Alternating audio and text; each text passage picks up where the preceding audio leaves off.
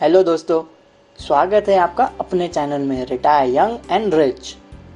मैंने कहीं सुना था कि जब एक महिला एक बच्चे को जन्म देती है उस वक्त दो लोगों का जन्म होता है। एक तो उस बच्चे का और दूसरा हमेशा उससे प्यार करने वाली माँ का।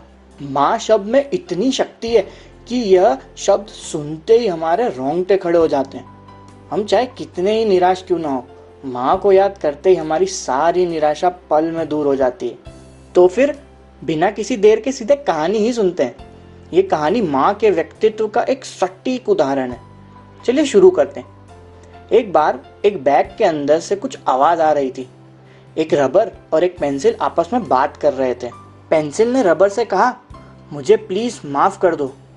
तो रबर ने कहा, क्यों, क्या हुआ, तुम माफी क्यों मांग रही हो? तो पेंसिल ने कहा, मुझे ये देख के काफी दुख होता है कि मेरे कारण तुम्हें कितनी तकलीफ होती है। जब मैं कोई गलती करती हूँ तो तुम उसे सुधार देते हो।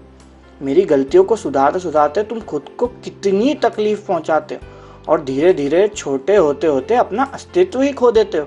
इस बात पर रबर कहता है, नहीं, मुझे इस बात का बिल्कुल दुख नहीं है। मेरे जीवन का यही उद्देश्य है कि जब भी तुम गलती करो मैं तुम्हारी मदद करूं। मुझे पता है एक दिन मैं चला जाऊंगा, लेकिन मैं तुम्हें उदास नहीं देख सकता। मैं चाहता हूँ कि मेरे जाने से पहले मैं तुम्हें गलती ना करने और गलतियाँ सुधारना सिखा दूँ, ताकि जब मैं ना रहूँ तो तुम जीवन की इस यात्रा में कभी भी खुद को कमज़ोर महसूस ना करो।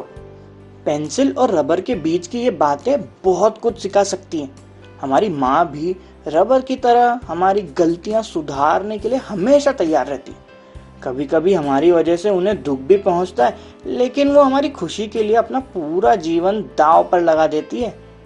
आज तक उन्होंने हमारी खुशी के लिए हर संभव कोशिश की है, लेकिन अब हमारी बारी है उनकी खुशी के लिए हर संभव कोशिश करने की।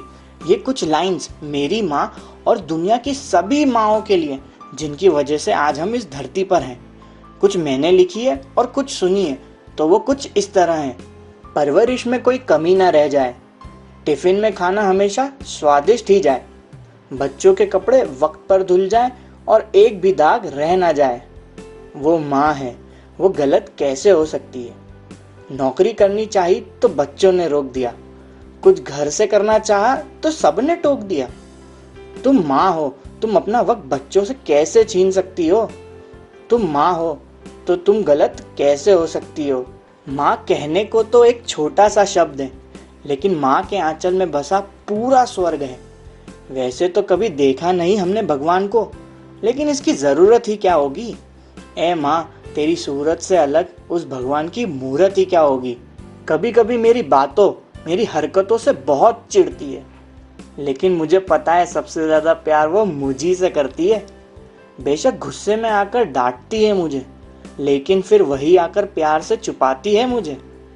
ऐसे इस दुनिया में कोई और हो ही नहीं सकती, क्योंकि आई, अम्मी और मॉम सभी तो माँ होती है।